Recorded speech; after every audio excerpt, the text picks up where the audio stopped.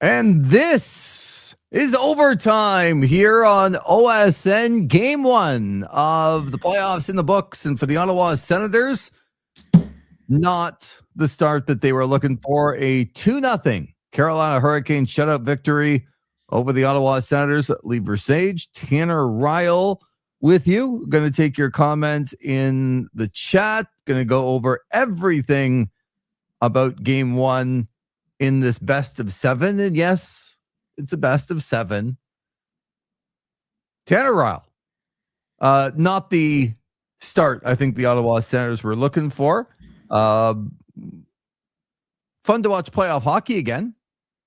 Yeah, definitely not the result they were hoping for. But like you said, great atmosphere at the Lenovo Center tonight.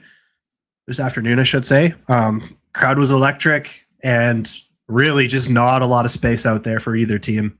Yeah, really close game for most of it. I think, as our buddy here, Matthew Reisler, is pointing out, I think the 2-0 is a little bit deceiving. But the Carolina Hurricanes were the better team tonight. Nice to see you, Matt, in the chat. And he also says that Sens played well. Anderson was unbelievable. He was good. So, yes, lots to break down, including this guy, Linus Ullmark. I don't agree with Matt Reisler that he played well. Linus Ullmark has to be the best goalie on the ice. If he is not, they are going to lose. He was not. I just want to acknowledge our guy PJ, who is in the Gore. PJ in North Gore says they played great, but the Toronto review system was awful. I don't know why you need to point out, PJ, that's in Toronto, but that's okay. Me and my friend have started a kid podcast called Between the Pipes Podcast. Go Sens, go Sens in 5. Listen, I don't want to hear that podcast, PJ, because it might just be better than this one. Okay, so cool your jets. But the Toronto review system, if somebody else wants to chime in and tell me that the review system's awful, I'll probably go back at them, but I'm not going to go back at PJ. I think that's okay. So I think we started this, Tanner, by saying that the Carolina Hurricanes and Ottawa Senators, they funnel all these pucks to the net. Everyone gets the pucks to the net. They always have the puck. And I remember, not you saying it, like I do remember you saying it, but I think a lot of people would have agreed, well, Ottawa's not going to be able to do that to Carolina. And then the first 13 minutes of the first playoff game, Carolina doesn't have a shot, which is crazy. And then they got going, and then Ottawa through the end of the first and into the second went a very long time without more than 2 shots on goal. And then things picked back up in the third period. But let's go back. To me, like it's 0-0. Things are going back and forth. And I just watched on the broadcast, and I'm trying not to be like too much either of a homer or an anti-homer here, but I watched the panel, I watched the color commentator talk about, well, I think the puck got tipped and, the guy's stick, and they go back and they show a goal from 2 weeks ago. Well, he was leaning blocker side. It was a terrible goal that went in on Linus Ullmark. End of story. I don't care what the excuse was. It was a terrible goal. And I'm telling you, it's discouraging, I think, for the team. Now, he made some really good saves along the way. And the argument against it is like they got to score. And they didn't score 1 goal. Right? So if you don't score a goal, you're not going to win a playoff game. But I hated the first goal. Hated it. Yeah, I would agree a lot with that. I don't think the D coverage was great, but yeah, Linus Ullmark needs to have that one. There's no way around it. Artem Zub gets hurt in this game. That is going to be a big concern. And this is another one where, like when you're doing the game, you're like, oh, well, maybe he'll come back. I was like, he's not coming back. There's no way. Because Artem Zub, we know, pretty tough guy. And you don't leave a playoff game in the middle of the second period and go back to the room. Like he would either come back in the next 5 minutes after he went to the room, But if he wasn't back in 5 minutes, he wasn't coming back. And I worry, Tanner, that he won't be coming back by Monday. Yeah, that's a crushing blow for the Senators. Zub is just such a pivotal part of that blue line, the pair with Sanderson especially. I think you're going to be looking at Jordan Spence to bring back some of the magic that we've seen in the last couple of weeks. Maybe line up alongside Jake Sanderson. But yeah, no, that's a huge loss if he's going to miss any amount of time in this series for the Ottawa Senators, Artem Zub. Yeah. Well, look who's in. I'm going to call Julian the voice of reason. First of all, Julian had a big day in the OSN pool. We're one game in. Julian's got a shutout victory, and he had Stankoven. That's pretty good. Not a bad day for you, Julian. Says the Senators also needed to learn how to control their emotions at points, but goaltending for sure a duel. I would say the first goal was a changeup that fooled them. Second goal was losing the puck. Yeah, I didn't like the second goal either because I know goaltenders are taught to sometimes not make a move if you don't know where the puck is because you're going to put it in. But he left the whole goal open for what I would consider a pretty long period of time. And if he just had gone back, like I get it. He doesn't know where it is. And goalies put the puck in the net sometimes when it goes off him. I understand. But to not move at all when you're not in the middle of the net, like you would do that if you're in the middle of the net. But he was nowhere near the middle of the net, and he left the whole goal open for like way too long, and they scored. I didn't like that goal either. Man, Julian, I totally agree with the emotional control, and I will give a stick clap to you, Tanner, bringing up at the pregame show of game number 1. Nick Cousins has to control his emotions and play at the line, but not over the line. And then he pitchforks somebody in the gonads. Yeah. Like, you can't do that. Like, what are you doing? What are you doing? Yeah, absolutely. You can't do that. I had somebody in our group chat, I'll give you one guess who, saying, "Oh my God, that's not a call." No, that was so of a night where the referees were not good. On both sides. On both sides, the referees were like, that too many men on the ice call was bullcrap. Yeah. Okay? That was terrible. The Sanderson one to put them down 5-on-3. Could go either way with that one, yeah. Did he trip him? Yes. It's right off the draw. Like, I don't know. It seemed a little chintzy to me, but not to worry. The referees are like, oh, we know we screwed up a couple calls, so we'll do the same back. The Canes got a terrible slashing penalty. Yeah, the one on Chatfield. Oh my God. Like, come on. And then it was just like they're chasing their own tail, the referees, all night long by like, oh, we made a bad call, so we probably should make up for it on that side. Oh, we made another bad call. Did not like that. It's not the reason why Ottawa won or lost, but because they didn't score on the power play. The 5-on-3s never brought a goal. Like, the penalty kills were pretty good. Like, I don't know. But that video review, what'd you think of the video review? I thought TV did a pretty good job once they got the right angle finally to prove that the puck was not in the net. Yeah, exactly that with the angles, because they kept showing the same one that was more zoomed out. And I thought for sure that his glove had gone all the way back. So I was hammering the desk saying, yeah, that's a good goal, you know. Especially, I think Freddie Anderson's reaction played a little bit into that, of him not really disputing it at all. But I mean, he couldn't have really known either, like how far back the puck went. But once I think they went to TV timeout and they actually showed the close-up of the puck not crossing the line, then I was like, okay, yeah, that's a good call. Would have been nice if maybe we got that angle from the start, but I agree. And maybe the ref saw that on when they were reviewing it and they never showed it to us. But I still saw, out of any replay, I still saw no proof that the puck was in the net. Like, I never saw, even when you thought that the puck was in the glove, I was sitting here going, because I always imagine it the other way, right? Like, if Ottawa's got the lead and Carolina's, they're going to tie the game in the third period off of, like, you never actually saw the puck in the net. and even with the other replays, you were kind of guessing a little bit, but you have to prove that the puck's in the net.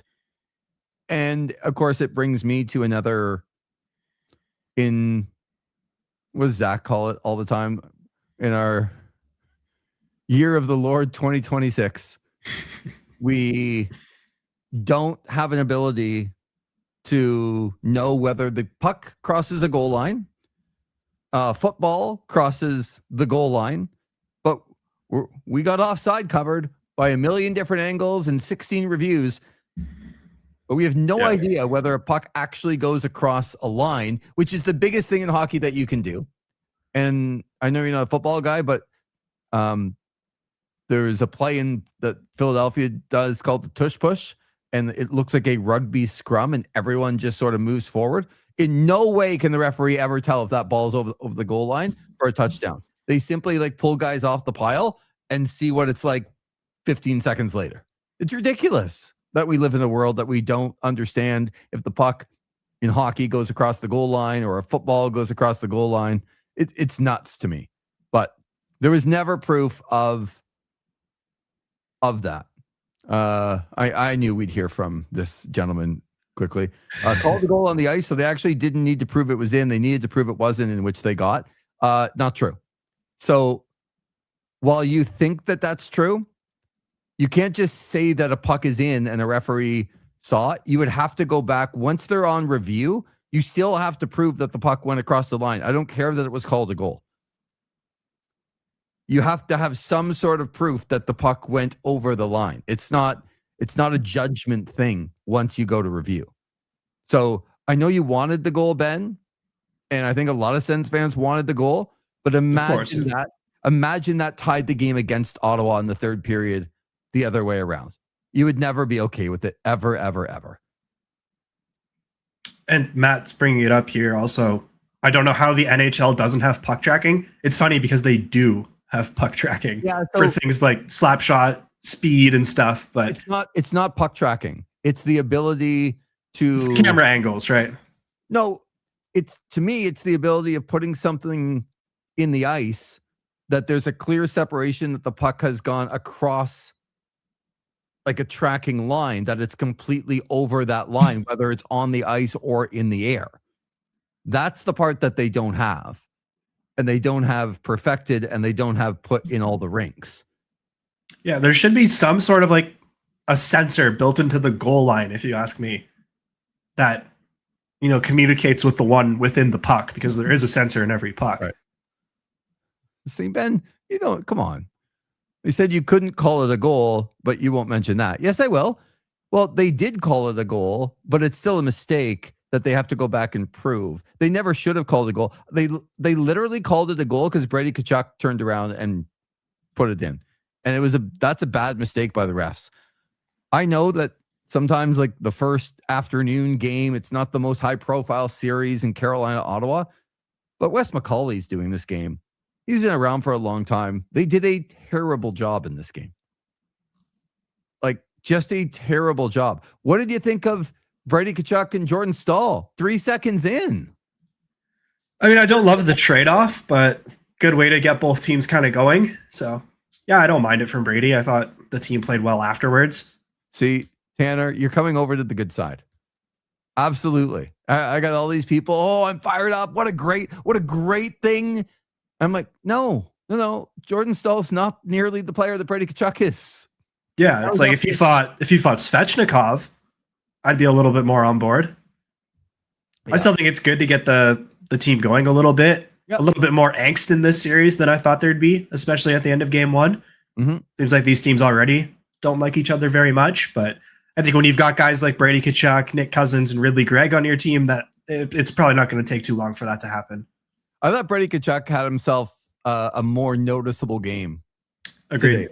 I thought there was a couple of times that he was just not in like the perfect spot, but we're talking about like, you know, a few inches or like a half a second, and he's in the right spot, and maybe he scores, and maybe like he's in the right spot a lot tonight.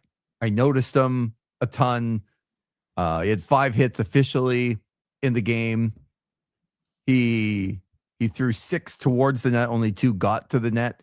but I just noticed him more than I have in other games, which was good. I also think Jake Sanderson looked like he had like a burr up his ass and he was going to do something about it. I think he's going to be their best player in the next game too. I thought he was really, really good in this game. 27-25 for Jake Sanderson. I thought he looked really good.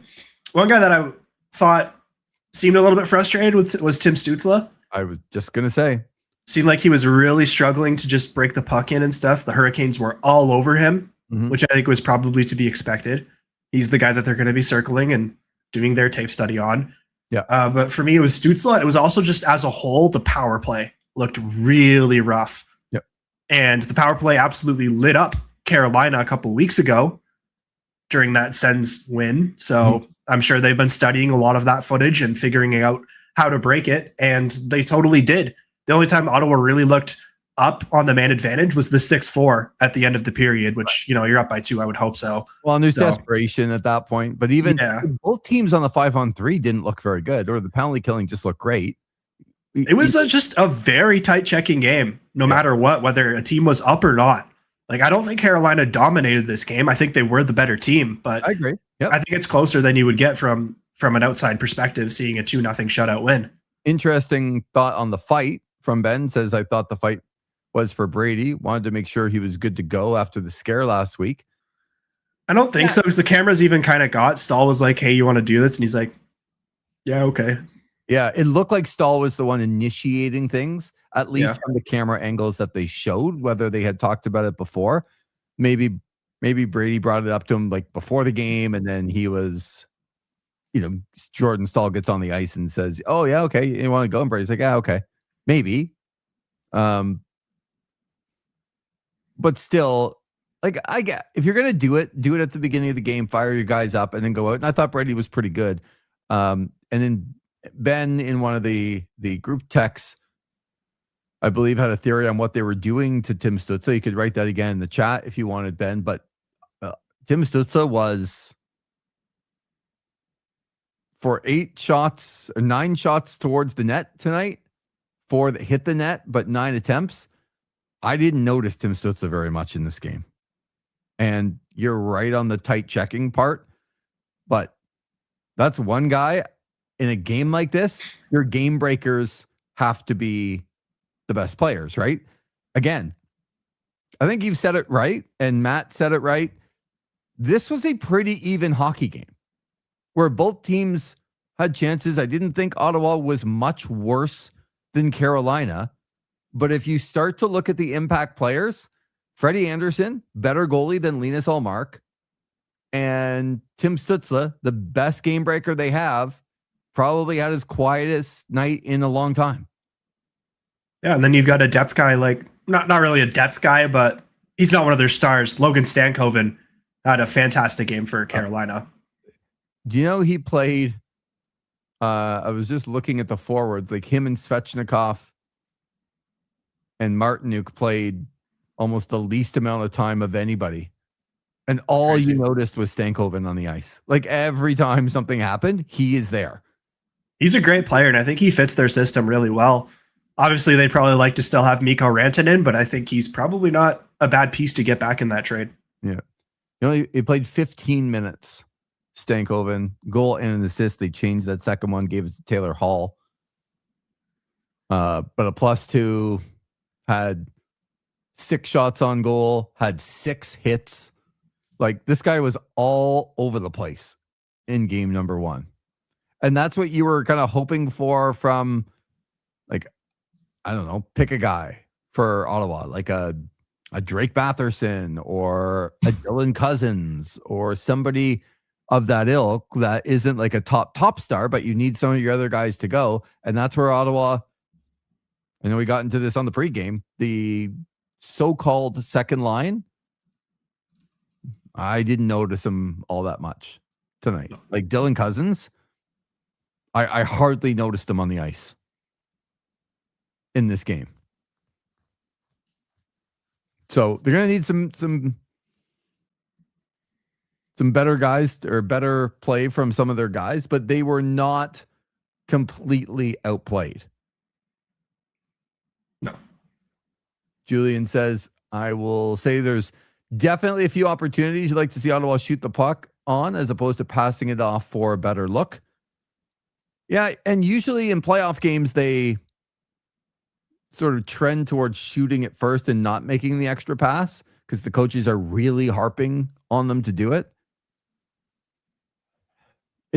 That's a funny thing to me, Tanner, with this team, because some of what Ottawa is that extra pass team. Like they like to do that a lot. Yeah, I think that still their biggest hole up front is a legit shooter. And I think they tried to address that with Fabian Zetterlund, but frankly, he's just not a top 6 guy. So I think if they're going to add it all up front, that's probably where you would look to in the summer. You know how many hits the Carolina Hurricanes had tonight? I don't have it in front of me now. 57. I'm not surprised. It felt like they were all over the Sens in that category. Yeah. Like they know what it takes to win in the playoffs. And they were doing that tonight. Compared to Ottawa's. I'm now seeing Ottawa had 39. Yeah. But you look at some of the numbers, like Svechnikov, 8 hits. Martinook, 7 hits. Stankoven, 6 hits. Like the numbers are, Sean Walker had 5 hits. Those are big, big numbers. But it felt like it. Even though they didn't have a shot, like Ottawa got their first shot, 7 minutes in? And then Carolina got their first shot 13 minutes in. And it felt like there had been 30 hits in the game and 1 shot. Like it was, okay, we got the puck, dump it in and go hit somebody hard. And ironically, Zub leaves when he's the one doing the hitting. Yep. Yeah, Timmy and Brady and Dylan Cousins both with 5. Beyond that, you had Batherson and Gilbert with 4. So comparing that to the 8 that Svechnikov had, yeah, that stands out a little bit. And you know what? Ben and I are finally going to be on the same page for once. Calling suspect to the stat tracker. I think he meant to say. There were a lot of hits in the first period, whether they actually got 57 or not. I don't know about that. But they did kind of, you could see that was the Carolina game plan going into this game. But it felt a little New York Islanders-ish, where you go in and you're like, yeah, we beat the Islanders 4-1, but they had 82 hits. Yeah. We had 17. So this is the theory that Ben had a double shadow on Tim Stützle when he tries coming up through the middle. And Carolina was smart. They didn't try to piss him off. They just were continuously in his way. Mad Timmy, fire. Frustrated Timmy is crying. Yeah. Frustrated, but not mad. Yeah, you gotta hope to see a better game from him in game 2. I think he's the one skater I'd be circling most on the Senators. Obviously, Linus Ullmark, but up front, it's definitely Stützle.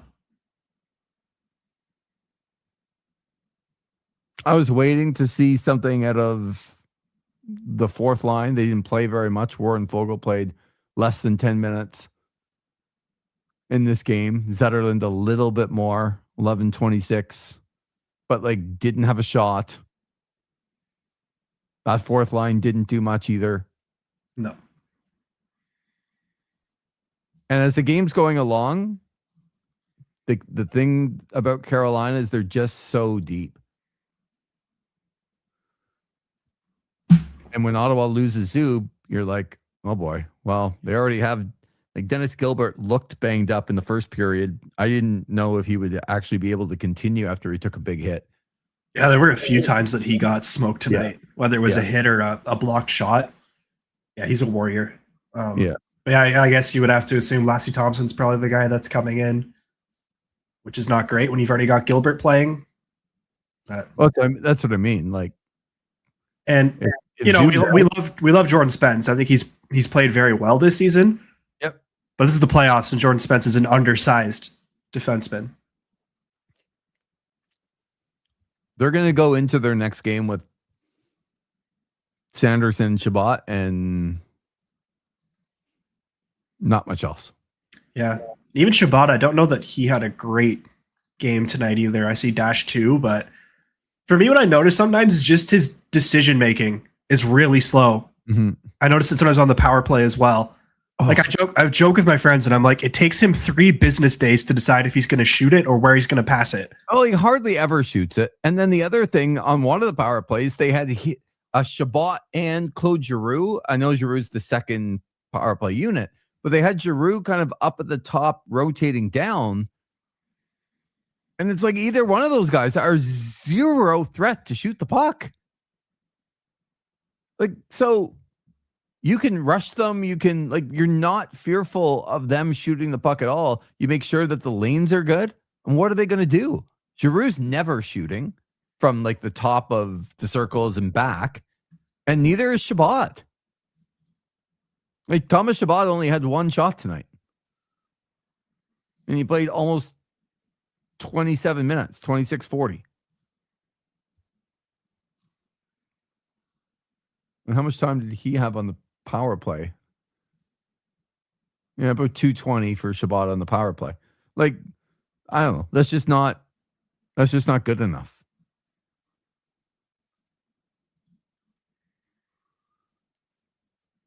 Matt says power play was rough, but Sens killed off 2 5-on-3s. I wonder how many teams can say they killed off 2 5-on-3s and still lose. That's a good point, Matt.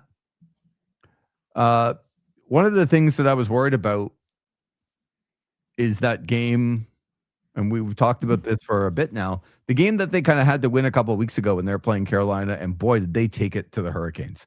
They really took it to them. And there was a bit of a worry that Carolina learned a lot from that game, and whether it's through video and study because they've had a week to prepare for playing Carolina,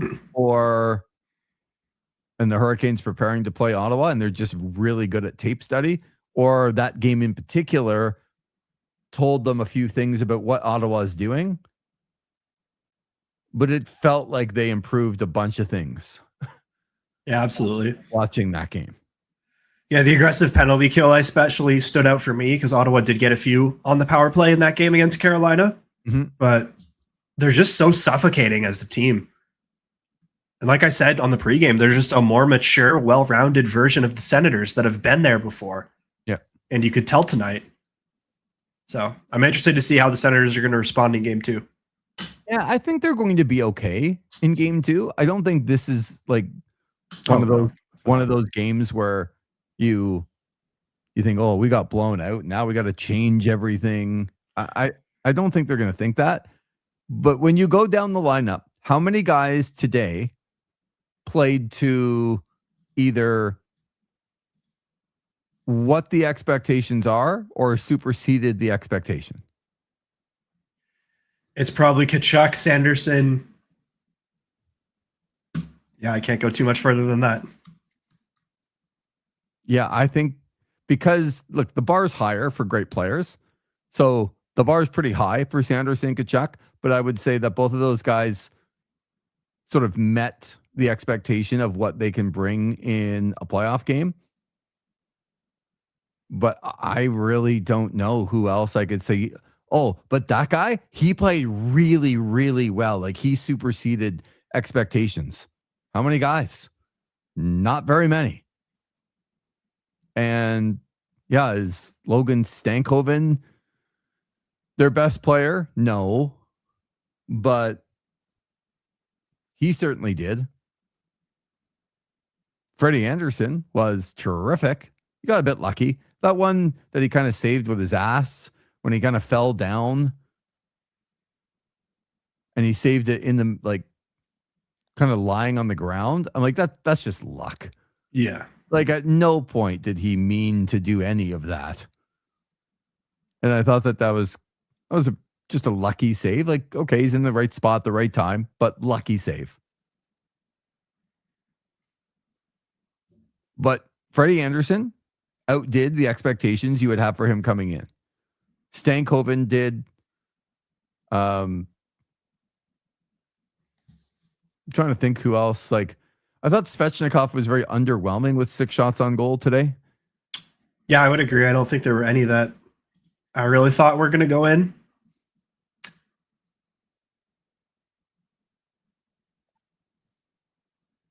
They're just so deep, though. They're just so deep. Yeah, that I can't believe their third pair is Nikishin and Gostisbehere. I noticed both of them quite a bit. We have a goal in the Minnesota Wild Dallas Stars game. Joel Eriksson Ek has the Minnesota Wild out to a 1-0 first period lead. There we go. Eriksson Ek from Matt Boldy and Mats Zuccarello. So there I am. Our buddy Eric came over, watched the game, and first thing he walked in, he's like, I can't believe I took Matt Zuccarello in the pool. And now Matt Zuccarello is on the board with their first goal. I don't think he's a bad pick. He's definitely gets a lot of looks for Minnesota, but yeah, there's still a few names from last night that I'm surprised went unpicked, especially for Eric being such a Habs fan. And yeah, I get Hudson and Suzuki, and he doesn't take a single Montreal Canadian. Sometimes like Slavkovsky, Demidov go undrafted. But sometimes people don't want to do that. Like I try very hard to not take Cowboys in football drafts because I don't want to conflict watching those guys for reasons that are not just for like, I don't want to be mad that like my guy didn't catch a touchdown pass when the Cowboys caught a touchdown pass. You know what I mean? I just want to be happy. I just want to be happy. So some people, I'll have to talk to him, see whether I'm curious. Yeah. He did seem a little upset when I took Hudson. So yeah, exactly. Matt says Slavin played well too. Man, he is such a good player. Like Seth Jarvis, Jacob Slavin, they like in other markets, they would be such bigger stars. They are really, really good. And Julian says Svechnikov definitely played a role through getting the Senators irritated. Yeah, I think a lot of what Carolina did was what Ottawa has done to other teams. Ottawa has frustrated and irritated a whole bunch of other teams over the last 2 months. But now you can tell they're playing the big boys. They're playing teams that have been there, done it, experienced teams like Carolina who are used to doing that to teams themselves.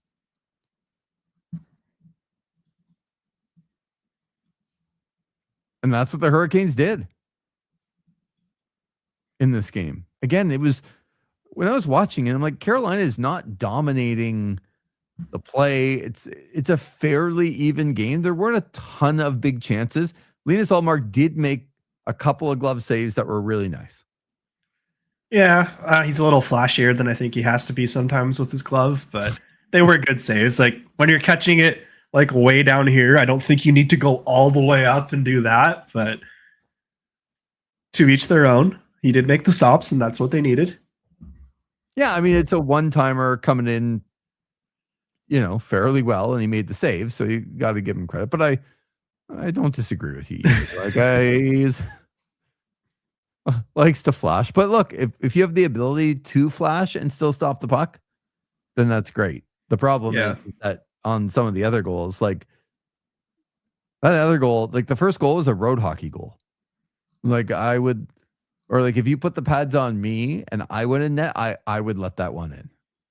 Not in the Stanley Cup playoffs. That goal just can't go in. And I know the team didn't score and Linus Ullmark was not the reason they lost, but that first goal cannot go in. No. And the fact that they're at the intermission, they're justifying it. And Kelly Rudy, like, well, he thought he was going to shoot on the blocker because of this is what he did 2 weeks ago. And like, I don't care, Kelly. That can't go in.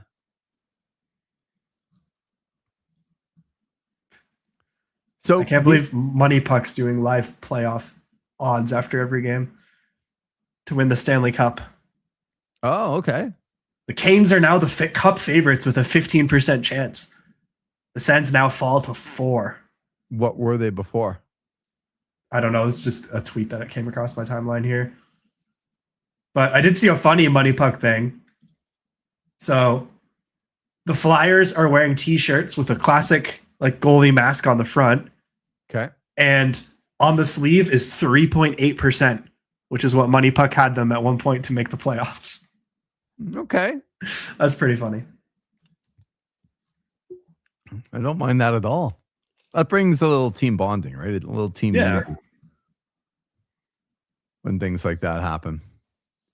So 2 minutes to go in the first period. The Wild leading Dallas by a score of 1-0. You can kind of tell it's playoff hockey too. Like goals are down. Like only 2 in this game. 1 so far in that game. A little bit tighter checking. Flyers and Penguins go tonight. That should be fun. What would you do if you were Travis Green right now? Like, I don't think they played poorly. No. But you can't just come back and do the same thing when you didn't score a goal. And I think through 2 periods, you can correct me if I'm wrong, they only had 9 shots on goal. I believe that's correct, yeah. Through 2 periods. So clearly, while not playing badly, 9 shots through 40 minutes in your first playoff game, not great. So what are some of the things that you would like to see be different in a game that they weren't dominated in, but they are going to have to change some things? And everyone listening, like to hear from you on the chat as well about what is it that you might adjust. I think it's going to be a lot of small things, probably a lot of video session before game 2. For me, a couple, probably the breakouts and getting into the Carolina zone. Another was obviously the power play. I think something has to change there because they just couldn't set up and get going at all. Carolina's PK just played up really high there. And the power play is going to be important. You have to capitalize on those chances, which neither team did tonight. Yep. Ottawa 0 for 4, Carolina 0 for 5. So I'm sure they're going to be looking at theirs as well. But how you can get that going is going to be huge. And like I said, the breakouts, just trying to get set up and get into the zone a little bit more. It seemed like Ottawa really struggled with that. Yeah, Carolina makes it tough, right? Just like Ottawa makes it tough on other teams too. I mean, Ottawa does a good job. It's the first game. It's in Carolina. The fans are going nuts, and the Hurricanes don't get a shot for the first 13 minutes of the hockey game. Like that's doing something. Yeah, it was a very, very good atmosphere. I was pretty impressed, having not watched too many Carolina Hurricanes playoff games. Yeah, and what can happen too in sports, and we saw this with, and this is before your time, Tanner. But we saw this. Like, is there anybody old enough that is listening that would know this?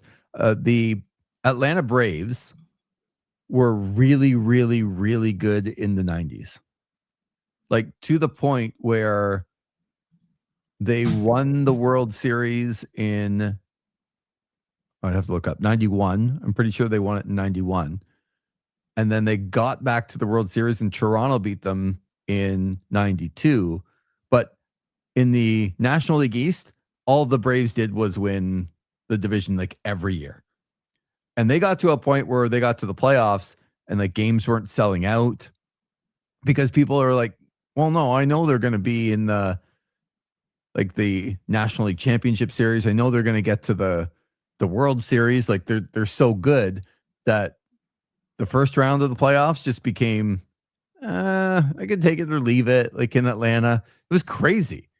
And the fact that the Hurricanes have been in the postseason and won a round in the postseason for the last 7 years and not got to the Stanley Cup in that time, I appreciate that the fans are still there and still, like, they were loud in this game.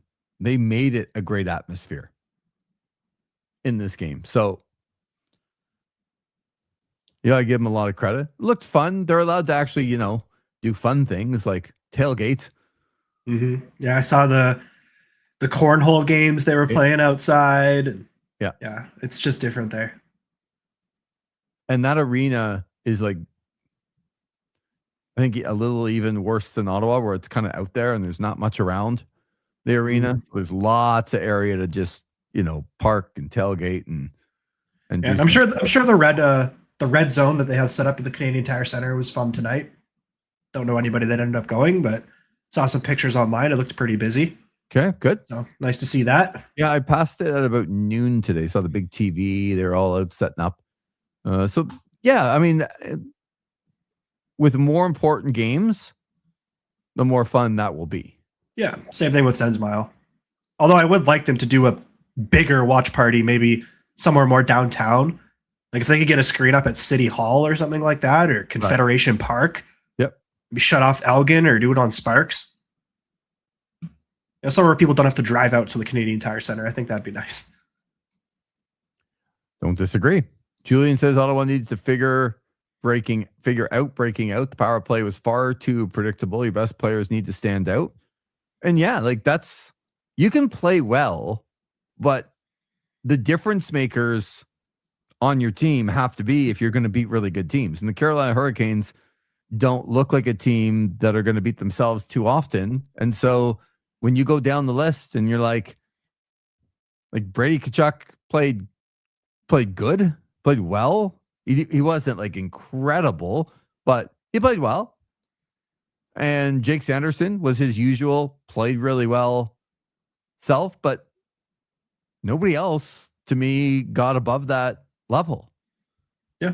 And when the biggest game breaker you have didn't do much and was quiet, and Tim Stützle, and your goalie was beaten out by the other goalie, it's clear that Linus Ullmark was the second best goalie on the ice. No matter how well he played, he was the second best goalie on the ice tonight, and they lost. Well, doesn't take a brain surgeon sometimes to figure out that Linus Ullmark needs to be the best guy. And that Ottawa's got to figure out a way to get a couple of past Freddie Anderson and have a couple of guys stand out like Stankhoven. Like nobody was coming into the series going, man, if you stop Logan Stankhoven, you're going to win. Although I do remember from his time in Dallas, Stankhoven's generally known to be a guy who steps it up in the playoffs. Okay, but he did step it up. And he did, yeah. That's the point, right? Like when you have such a deep team that you have Seth Jarvis and you have Svechnikov and you have Taylor Hall and you have Sebastian Aho and all these guys, it allows guys like Stankhoven to shine. It's the same thing. Like, and I go back to it. Where was Dylan Cousins tonight? Right? Like that guy is supposed to be one of these guys that makes a difference because he's not getting the shutdown line from Carolina. Like every matchup's a tough matchup in the playoffs, especially when you're playing deep teams like Carolina. But that line is not getting the most attention from like Jordan Staal and that third line for Carolina. I thought Dylan Cousins was invisible tonight. And I don't want to pick on him necessarily, but like other guys, you expect the fourth line to do something with their limited ice time. Lars Eller, Warren Foegele, Fabian Zetterlund didn't do much. Nick Cousins took a bad penalty. No shots on goal. Yep. The only thing I remember about Zetterlund is his penalty as well. And when he got clobbered in the corner. I forget who threw that hit at him, but it was pretty early in the game. Zetterlund served the too many men on the ice penalty too. So yeah, not a great night for Fabian. And I thought Pinto was okay tonight. Yeah, not super noticeable. But sometimes, in shutting other teams down, I thought he was pretty good tonight. But again, you got to be better than pretty good. Yeah.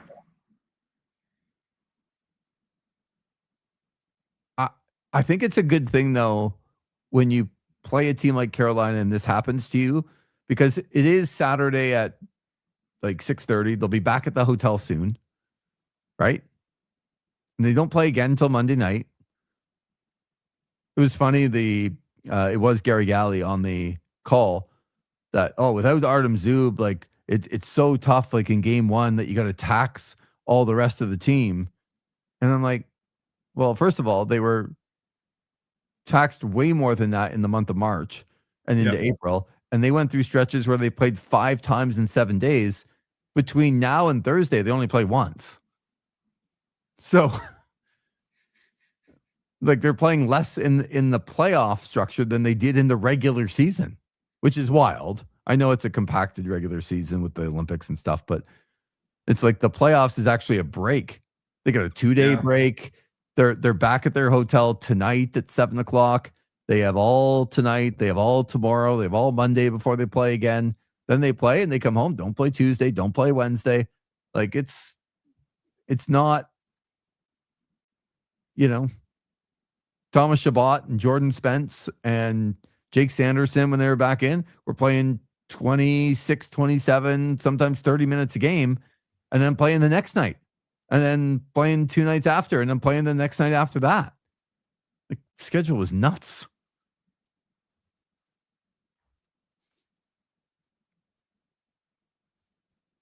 I'm fearing the goaltending issue. Yeah. It's hard for me to believe that one of those goals, like Ullmark let in the first goal, isn't going to happen every game. And this does feel like a series where we might see some like 1-0, 2-1 games. And in that case, Linus Ullmark's going to have to be a lot better than he was tonight. Yeah. It sounds harsh. It does. I mean, even looking at his stats right now, he finished with a .931 save percentage. Yeah. Like on most nights, that's going to get you the win. Yep. It sounds harsh to say when a team doesn't score a goal, right? You lose 2-0, you don't score. Why are you talking about the goalie? Sounds a bit harsh. And I get that. Like, I understand that point of view. It's just the first goal was really bad. And yeah. And maybe if he stops that one and the one-timer there that he made the flashy glove save on, if that goes in, maybe we're not having this conversation. Mm-hmm. For sure. But look, we're having the conversation because the team, they can tell you all they want, and they're always going to tell you, oh yeah, we have 100% trust in Ullmark. There's no way they do. And so when a goal goes in like that, no matter if you haven't scored or whatever, the players are going to be, well, here we go again. Like that's the way they're going to be, whether they should be or not. Like the right answer is that no, you go score a goal. You go score 2. You go make that goal irrelevant. That's your job. But the players are thinking it. Because they're the ones that are affected a lot more than, say, us. What's the first thing? Like, did you think the puck was tipped when you first saw it? Like, Carolina Hurricanes scored. No, I didn't think it was tipped. And did you think it was a bad goal? Like, your instinct? Yes. Yeah, same here. My first thought was get your pad on the ice. Yeah. Like, what's he doing? His feet are open and he's got his stick guarding that like little tiny hole. I know. So, and my whole point is that you and I are just watching it on TV. Yeah. If you and I are thinking that right away, I'm telling you, the players are thinking it too. Again, go score 4 goals and make that irrelevant. Like, that's your job as a forward to go out there and score. But I'm just telling you that they're thinking it when a goal goes in like that, whether the Senators got 0 goals or they got 6 tonight, they're still thinking it on the one that Ullmark let in. And that's the part that can't continue to happen. Fine. It happens today in a game that Ottawa didn't score anyway. Okay. But can't continue to happen. Because unlike Carolina, they have no backup plan. And I thought as this game went along, it did show to me, and you can tell me if this is harsh, and if you're listening, you can chime in on this too if you think I'm being harsh with this. The big picture hit me when Zub got hurt, going, yeah, this team's just not very deep. And I don't know how they're, like, could they come back and beat Carolina? Yeah, I didn't think they were outplayed, and they can. And can they come back and win this series? Yeah, I think they can. But can they then beat a team in Pittsburgh and Philly that's feeling really good about themselves? And then can they go and beat Tampa or Buffalo in the next series and then get to the Cup and then beat, who knows, whether it's Edmonton or Colorado it just feels like Zub got hurt and everyone went, oh my God, like Nick Matt-Palo is going to have to play more and Dennis Gilbert's going to have to play more and Lassie Thompson's got to come in the lineup. And you're like, yeah, this team's just not very deep. And then when their goalie, who wasn't the reason they lost, but their goalie lets in a bad goal or say Linus Ullmark has a bad game, there's no backup plan. Like James Reimer is just not a plan to win playoff hockey games. And it feels like they're not. Again, it's not a harsh criticism. It's more of that they just need to get better. They're playing really well. They've had a great stretch here, but in the big picture, they're not deep like Carolina. They're not deep like Tampa. They're not deep like Colorado. Like they're just not there yet. Yeah. I think it's less of a problem up front. I think sometimes up front, maybe it's more they have too much depth and they're lacking probably another top end player. Yep. But when you look defensively and at the goaltending, yeah, I would completely agree. And we've seen it all year. Like Jorian Donovan isn't supposed to be playing NHL games. Right. Cameron Crotty's not supposed to be playing NHL games. Absolutely not. And then James Reimer, again, was on his couch eating Doritos a couple of months into the season. Yeah. So that's a management thing. That's a big picture management thing. That's not the player's fault. That's not Travis Green's fault. That's not anyone that's competing tonight. But when Zub got hurt, I kind of went, yes, they've withstood, and I know what people would say. They've withstood a Thomas Chabot injury. They've withstood a Jake Sanderson injury. But most games in the playoffs are going to be like that one, where whether Carolina had 57 hits or they actually had 48, they were coming after Ottawa all night long. And when you look at Ottawa's defense, that's got to be the plan for every team.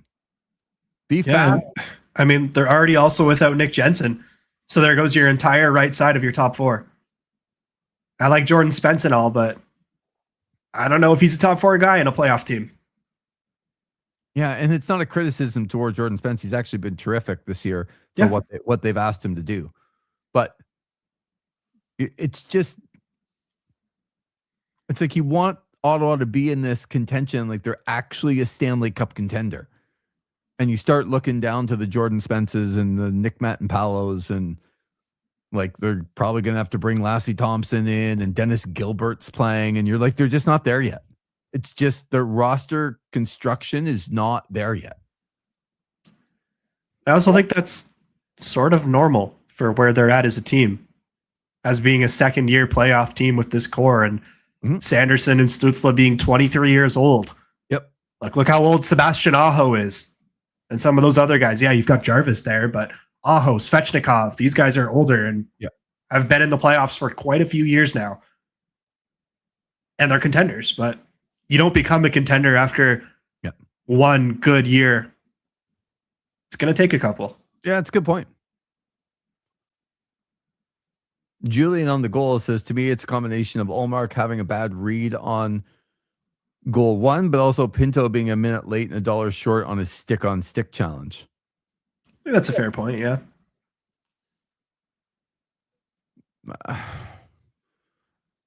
I don't. So he was a touch late, but look at the shot that went in. Yeah, it's definitely more so that than it's not Pinto. Like if he got there half a second earlier, okay, but this was like a low on the ice, never changed direction, kind of mishit shot. Right? It's like a change up in baseball they were talking about. Yeah, but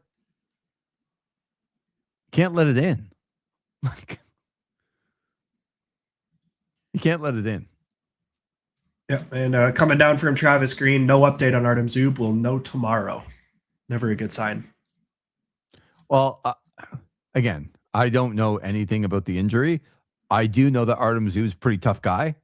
And when he left, my instinct was if he is not back in like a couple of minutes, not good news. Because he would never be missing that game after everything that the team has done. He wouldn't just go, and miss the entire game, but then be like, oh, you know what? No, I'm great. Monday night, yep, 100%, ready to go. That's not happening because players work all year to get here. They're not, like, if they possibly could go back out, they are going back out without question. So I would worry very much that Artem Zub would not be available for Monday night. Does that rush Tyler Kleven back? Maybe. Because if it is a broken jaw, which we're assuming that it's a broken jaw, I don't know that. Fractured jaw feels like that is the case. Certainly something up there. And I think one of the hardest parts with those types of injuries is he's probably been on a liquid diet and lost a little bit of his weight. Yeah. Which we know for Tyler Kleven, like physicality is a huge part of his game. Good point. So that's the one question I would have is where he's at. So Green does say he's likely going to be available in this series. I wonder if maybe they're going to hold him out until they're back at Ottawa. Maybe we see him in game 3. Yeah, it would give him, another 5 days. But is the bone healed enough that it's, back together? It's Thomas Chabot can put plates and screws into his arm. You can't put plates and screws into your jaw. No. So we've seen players like Charlie McAvoy this year come back pretty early from facial stuff and still be effective players. Yeah, just difficult. He's chomping at the bit, but you wonder with this injury, do they put Kleven in? Right. And maybe Thompson would come in anyway for Dennis Gilbert. I don't know. That's a fair question. Yeah, it really depends where Gilbert's at because he took a lot of punishment, especially in the first period. And the game looked very fast for him. Yes. Like he just looked half a step slow, and he only played 8:26 in this game. So, yeah, they were down, and when they're down 1-0 in the third period, Dennis Gilbert's not going to see a lot of ice time. I get that. But maybe Lassie Thompson can give you a couple of offensive shifts if you need it in a game 2. Maybe Lassie Thompson can break the puck out of his end a little bit better because the game just seemed pretty fast. It's game 1 of the playoffs, and Carolina was going to come really fast at them. And they did. It's just not ideal to have Dennis Gilbert back there. And he only played 8:26, and he's probably banged up. So I wonder if Kleven and Thompson come in. That's very, very fair question. We do have some quotes from Travis Green here. Okay. Coming out of the media scrum. Saying, quote, "They didn't finish first for nothing. I didn't mind our game. A couple goals that went in were, I don't want to say lucky, but first one I think is a fan shot. The second one, they get a bounce. We didn't find a way to generate enough, but their team also does that to you as well. We didn't give up too many great A's." Yeah. I think a fair assessment. Yeah. I think he's being nice to Linus Ullmark there, where he said they got a bounce. Well, Linus Ullmark froze and he didn't want to put the puck back into his net, so he stayed in this really weird position for a long time, and the puck just sat in front, and finally they banged it in. And not ideal. And yeah, they fanned on a shot, and Ullmark didn't play it well. But I think that's a fair assessment from the coach, kind of keeping it positive. He's right. They didn't give up a ton of grade A scoring chances. I think that's a good assessment. Yeah. Julian says, begs the question, does Yakimchuk get a call? Much of the decor is super banged up. Unlikely, though. I don't think Yakimchuk's ready for NHL playoff hockey. Especially against this team. Yeah. Like the swarming Carolina Hurricanes. I don't... In the offensive end, on the power play, yeah, he actually probably would help. But there's just too much. Like, I would fear that kid's never going to get ahead of his own end, and they're just going to pound him and pound him and pound him, and he would look like a bit of a fish out of water. I just think you don't want to lose that way. You know what I mean? Like, you look at the ice time of Shabbat 26:40, Sanderson 27:25, Spence 23:40. Like, if you're going to lose that way, you're going to lose with those guys. Yeah. You're not losing because you called Carter Yakimchuk up and they buried him in his own end a couple of times, and he's swimming upstream, and you give up a couple of goals because of that. It's just so hard to get back. And you don't want to give the kid, you don't want to put him in a position where he makes a couple of mistakes and then feels terrible for the rest of the offseason. I would bet you he feels pretty good about coming in and helping the team the way he did, and then working on his game now. He probably feels better. That could, obviously, there's a chance it could help, but there's also a bigger chance to me that it goes the opposite way and then the kid feels terrible. Yeah, I'd be looking more to your Lassie Thompsons, or if Tyler Clevin could come back, even like a Cameron Crotty, before I'd go to Carter Yakimchuk. Oh, I can't believe we're talking about these names still in the playoffs. But another injury to Artem Zub does that. 2-0. The Carolina Hurricanes defeat the Ottawa Senators in game number 1. Okay, everyone can, I think, do a stretch and everything's going to be okay. They weren't completely overwhelmed in this game. They kind of played even with the Hurricanes, as Travis Green said. Would have liked to have seen them have a couple of more grade A chances themselves, but they didn't give up too much. And it feels like this was one of those games where if one of those Tkachuk was in front, had a nice couple of nice tips. The one pass that Stützle made to Brady too, and it was just like too hard of a pass. I'm like, oh, that's in. If Brady just is a little bit more prepared for the pass to come that way, that puck's in. So they had a couple of chances where, I think a couple of bounces, they have a lead in the game, and who knows how it goes. Yep. But they weren't overwhelmed. And that, I think, in game 1, there's some positives where the first 13 minutes, Carolina didn't have a shot. They didn't give up a ton of grade A scoring chances. They were not overwhelmed in this game by a much better team that blew them out of the rink. That did not happen tonight, right? I mean, just think about 1 year ago. Like, what was the score 13 minutes into that first Ottawa-Toronto game? Yeah. If I recall, it was not pretty. Yeah, it was a game that you're like, yeah, they're getting blown out here. Like, their doors are being blown off. They're not prepared for this. And that did not happen tonight against the number 1 seed. So I think that's positive. All right, Tanner, enjoy your Saturday night. This has been fun. Like, yeah, they didn't win, but playoff hockey, it gives you a little bit of juice, a little bit of energy, which is good. Yeah. And it's only 6:50. We got 2 more games to go enjoy tonight. Gonna go make some food and maybe pour a beverage. Excellent. Enjoy some more hockey. And Kaprizov has scored for the Minnesota Wild. There we go. 2-0. Minnesota off to an early start in Dallas. Ben will be fired up. Yeah, from Hartman and Zuccarello. There we go, Eric. Matt Zuccarello with a couple of assists already. He's probably in the other room watching it. I can tell by the end of the playoffs, Zuccarello is going to have like the most points out of everybody.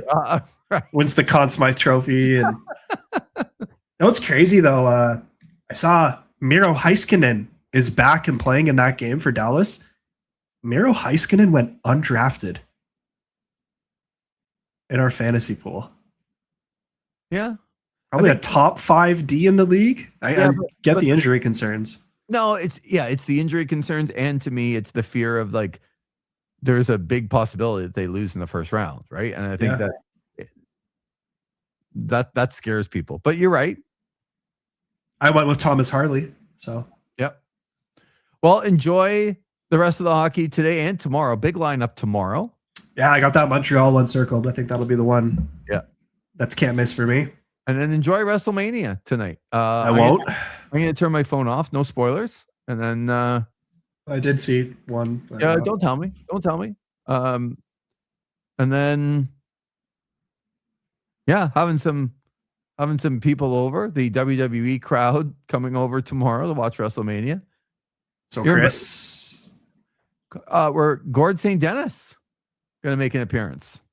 makes it more enticing, but yeah, Yeah. we'll see about that. I was gonna say, you're always invited. It's not a big. I said it to Ben. He's like, might make an appearance at the end, and only because he's like 10 minutes away, right? Knock your door down, and I'll be carrying this Money in the Bank briefcase. Yeah. And There you go. hand it over your head, and So doing that, but enjoy some great hockey over the weekend, and then back Monday night where the Ottawa Senators will look to even the series against the Carolina Hurricanes at 1. We will officially talk to you at that point, Tanner. sounds good. Yeah, looking forward to game 2, and then I'll be boots on the ground for game 3. So can't Very wait for nice. that. Thanks to everybody tuning in and being a part and adding to the show, especially on it's a playoff game, but especially on a Saturday afternoon where people have other things to do. We appreciate people's time and look forward to game number 2 coming up on Monday night. But this has been Overtime on OSN.